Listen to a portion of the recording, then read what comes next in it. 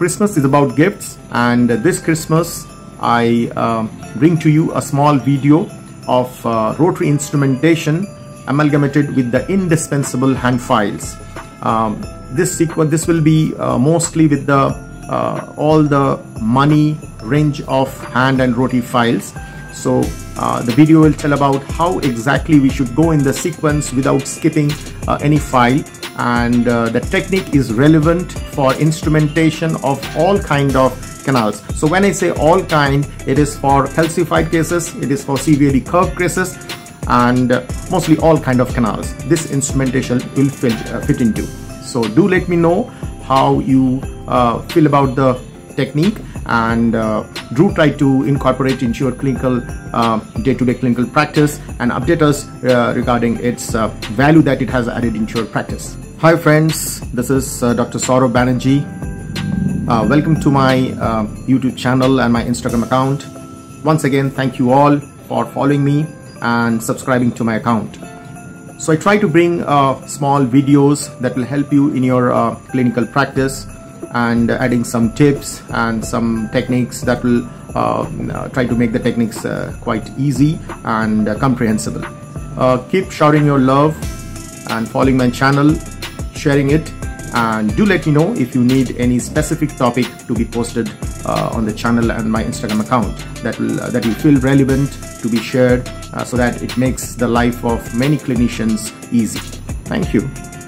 As we know that access and canal location goes hand in hand, so we'll be using the 10 number file. So here, just to locate the canal, so will not go more than about approximately 5 to 6 millimeters inside the canal, just to locate the canals. So that is the first step.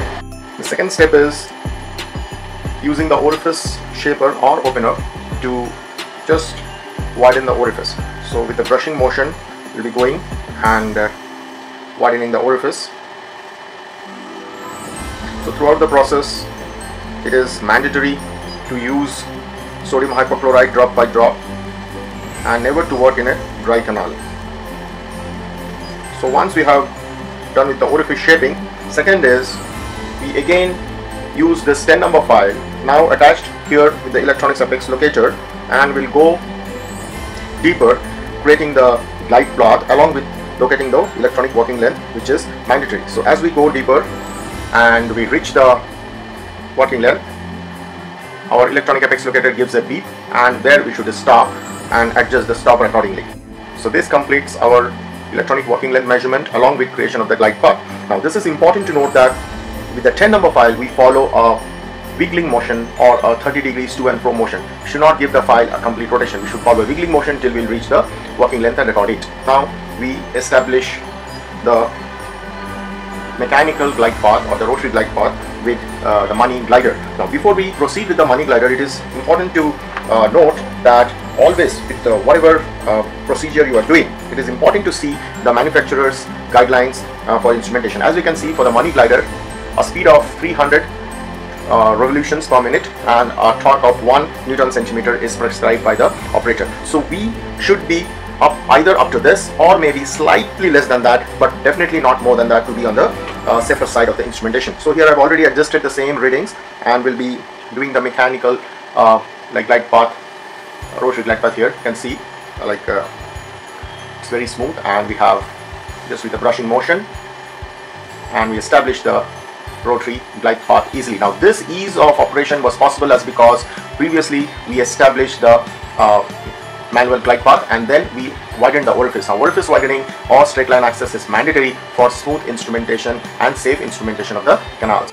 Between the instrumentation, it is important to do the irrigation with the side vented needle, and after that we'll follow a step, that is widening the glide path with our hand files. And here I'm using a 50 number glide finder file from Money, so for going ahead with the widening of the glide path. So now we'll widen the glide path with the Money glide finder. I'm using a 1502 file for the same, and I'll follow a motion that is balance force technique. So we'll engage the file till the resistance, then give a 90-degree clockwise rotation, and then an anti-clockwise 270 degrees to 360 degrees anti-clockwise rotation without letting the file unscrew. Then we'll repeat it 90 degrees, and then again 180 to 270 anti-clockwise. Again we'll repeat with 90, and 180 to 270 reverse. After repeating 2-3 steps, we can pull out the file, clean the flutes, irrigate, and repeat till we reach the marked working length with the stopper. Now again, we'll place the file passively, then a 90-degree clockwise and 180 to 70 anti-clockwise with a balance force technique. Now again, 90-degree clockwise and 180 to 70 degrees anti-clockwise, 90-degree clockwise and 180 to 270 degrees anti-clockwise. Again, we go ahead with the 90. We see we have reached the working length, and just balance the two forces, that is unscrewing of the file inherent in it due to its design and applying enough apical pressure to let the file not unscrew. Now this is the concept of balance force technique, and we just pull out the file. We clean the flutes and now irrigate the canal. So this completes the widening of glide path with 1502 money glide finder. Now after repeating this step, we can go ahead with the recapitulation with the 10 number file just till the working length, and we'll see how easy it's going inside. So just a recapitulation, and here we can I recommend to go and widen the glide path to 2002 size. Now this 2002 size will be following with a money RT file, 22 size money RT file I'm using here. Now this file is also a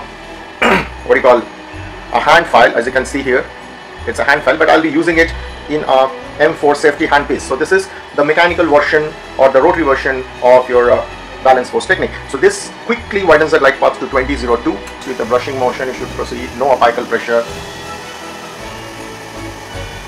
It's a very safe way widening the glide path to 2002 size, which will enable safe rotary instrumentation. Since the canal is widened in the critical curved area, there will be less resistance for your rotary files, and the cyclic fatigue will come down, and same time the torsional failure will also come down. So here we are done with widening the glide path.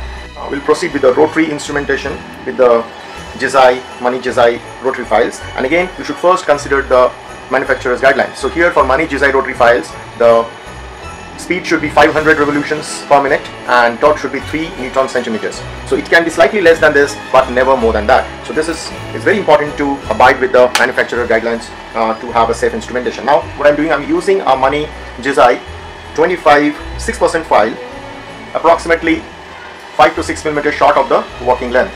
So I have adjusted the stopper at the working length, and I'm just going approximately 5 to 6 millimeters short of that with the 6% file. Now once I have done with that, now we'll follow our mandatory irrigation, and then we'll use money jizai 25 4% file till the working length. So here we go, and you see how smooth it goes. There is no hindrance, and absolutely you have shaped till the working length. So shaping the final canal with the 4% file gives you a wonderful tutback and maintains the canal's anatomy, doesn't transport it. Though money jizai is a superior R phase metallurgy that has very less restoring force, and hence it doesn't transport the canal. But again, if we shape with a 4% file in the final apical few millimeters, the transportation is reduced and the anatomy is maintained superbly. So finally we irrigate the canals, and now we can proceed with our obturation techniques. Thank you. Thank you.